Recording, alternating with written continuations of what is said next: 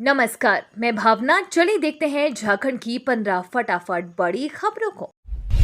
Jack ने निजी स्कूलों व कॉलेजों के लिए बनाई नियमावली, मनमानी पर लगेगी रोक। झारखंड एकेडमिक काउंसिल से संबद्ध राज्य के निजी स्कूल कॉलेजों का संचालन अब सरकारी स्कूलों कॉलेजों की तरह ही किया जाएगा। पहली बार जैक ने मान्यता प्राप्त निजी स्कूलों कॉलेजों में पठन पाठन कक्षाओं के संचालन, परीक्षा के आयोजन और प्रशासनिक व्यवस्था के लिए नियमावली बनाई गई है। 4 साल बाद पूर्ण जैक बोर्ड के गठन के बाद शनिवार को बोर्ड के अध्यक्ष डॉक्टर अनिल कुमार महतो की अध्यक्षता में बैठक हुई। इस बैठक में उक्त नियमावली को स्वीकृति प्रदान की गई। मैट्रिक इंटर में खराब रिजल्ट पर सरकार स्कूलों के प्रिंसिपल को पूछेगी इसके कारण। झारखंड सरकार ये जानने का प्रयास करेगी कि झारखंड एकेडमिक काउंसिल की मैट्रिक और इंटरमीडिएट की परीक्षा में किन कारणों से कुछ स्कूलों का रिजल्ट बहुत खराब रहा। सरकार ने ऐसे 200 स्कूलों की पहचान की है। इन स्कूलों के प्रधानाध्यापकों का या प्रभारी प्रधानाध्यापकों को रांची बुलाकर उनसे खराब परिणाम के कारण पूछे जाएंगे। साथ ही उनसे रिजल्ट में बेहतरी के लिए सुझाव भी लिए जाएंगे। हेमंत सोरेन सरकार में शामिल होगा नया चेहरा, लेंगी मंत्री पद की शपथ। झारखंड में हेमंत सोरेन के नेतृत्व वाली यूपीए सरकार में जल्द ही एक नया चेहरा शामिल होने जा रहा है।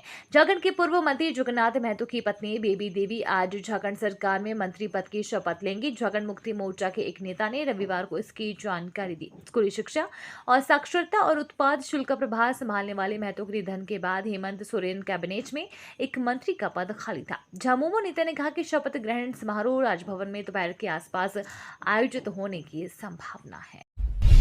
अब झारखंड के महुआ से बनी शराब का उठाए लुत्फ, गोवा की ब्रांडेड कंपनी करेगी तैयार।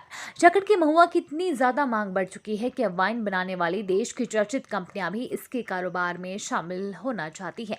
प्रदेश में महुआ की बहुतायत मात्रा में पैदावार और सही रखरखाव नहीं होने से इसका व्यावसायिक इस्तेमाल नहीं हो पा रहा है। दूसरी तरफ गोवा में ब्रांडेड वाइन बनाने वाली एक कंपनी ने झारखंड में महुआ से तैयार होने वाली शराब की फैक्ट्री लगाने में रुचि दिखाई है। यदि ऐसा हुआ तो प्रदेश में रोजगार के मार्ग तो प्रशस्त होंगे ही, लोगों को आर्थिक रूप से भी मजबूत किया जा सकेगा।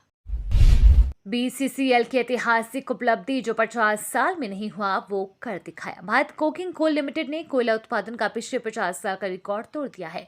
चालू वित्तीय वर्ष की पहली तिमाही यानी अप्रैल से जून तक में बीसीसीएल ने 9.77 मिलियन टन कोयला उत्पादन किया है। पिछले सर्वाधिक उत्पादन का रिकॉर्ड 8.89 मिलियन टन का था। बीसीसीएल के सीएमडी समीरन दत्ता ने कहा कि ये बड़ी उपलब्धि है। सिर्फ कोयला उत्पादन ही नहीं, कोयला डिस्पैच और ओवर बर्डन रिमूवल में भी कंपनी ने रिकॉर्ड प्रदर्शन किया है।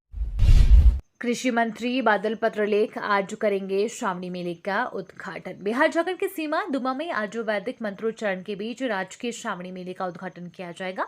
देवघर डीसी मंजुनाथ भजंत्री इस संबंध में रविवार को जानकारी देते हुए कहा कि राजकीय श्रावणी मेले का उद्घाटन झारखंड के कृषि पशुपालन मंत्री बादल पत्रलेख करेंगे। इसके बाद ही 4 जुलाई से राजकीय श्रावणी मेला की शुरुआत हो जाएगी। देवघर डीसी मंजुनाथ भजंत्री और नगर आयुक्त शैलेंद्र कुमार लाल ने जिला प्रशासन की टीम के साथ पूरी मेला क्षेत्र के रूट लाइन, आवासन और मेले की तमाम व्यवस्थाओं का जायजा लिया।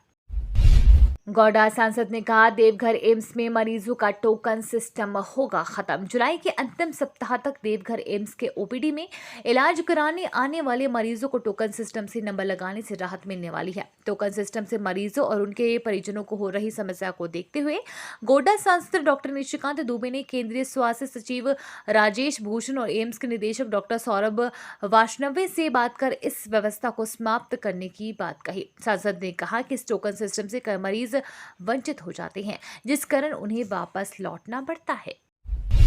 भूपेंद्र यादव का मानना है कि नई शिक्षा नीति से संस्कार युक्त शिक्षा को मिलेगा बढ़ावा। भारत सरकार ने नई शिक्षा नीति से गुणवत्ता और संस्कार युक्त शिक्षा पर फोकस किया है। इसकी शुरुआत विद्यालयों में बच्चों में संस्कार देने से होगी। उक्त बातें केंद्रीय कैबिनेट मंत्री भूपेंद्र यादव ने योगदा सत्संग स्कूल धुर्वा के नए भवन के उद्घाटन समारोह में कही। इस दौरान उन्होंने योगदा कॉलेज में बनाए नए सभागार का भी उद्घाटन किया। केंद्रीय मंत्री ने कहा कि शिक्षकों का दायित्व है कि वे बच्चों को देश की संस्कृति के बारे में बताएं, ताकि बच्चों में अपने देश के प्रति सम्मान की भावना बढ़े। 2024 के चुनाव के लिए बीजेपी का एक ही मंत्र, बूथ जीतो चुनाव जीतो पर बनी रणनीति। भाजपा के प्रदेश संगठन महामंत्री कर्मवीर सिंह ने कहा कि 2024 के चुनाव का बिगुल बज चुका है, इसलिए सांगठनिक गतिविधियों के साथ संपर्क से समर्थन अभियान को गति देने की आवश्यकता है। उन्होंने संपर्क से समर्थन अभियान की तिथि को 10 जुलाई तक विस्तारित करने की घोषणा की। श्री सिंह ने भाजपा दक्षिणी छोटा नागपुर प्रमंडल की बैठक को संबोधित कर रहे थे। उन्होंने कहा कि जनसंपर्क अभियान का रुझान स्पष्ट झलक रहा है। जनता नरेंद्र मोदी को तीसरी बार भारत का प्रधानमंत्री बनाने के लिए संकल्पित है।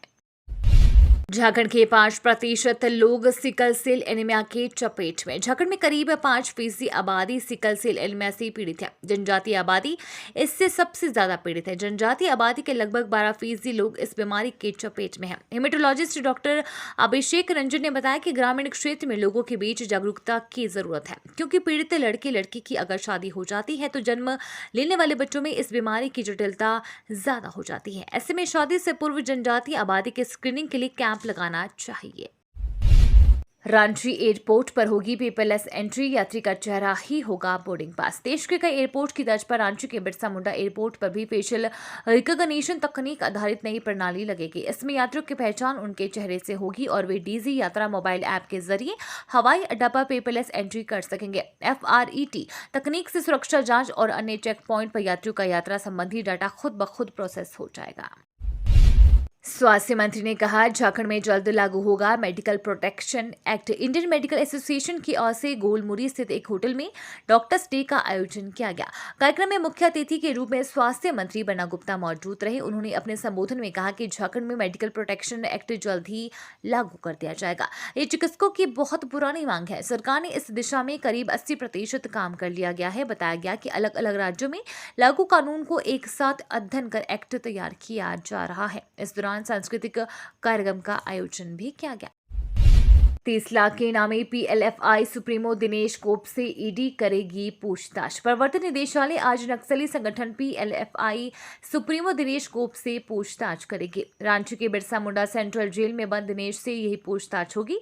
सूत्रों के अनुसार ईडी की इस पूछताछ में कई खुलासे हो सकते हैं। बता दें कि 30 लाख का इनामी नक्सली को मई माह के अंतिम सप्ताह में गिरफ्तार किया गया था।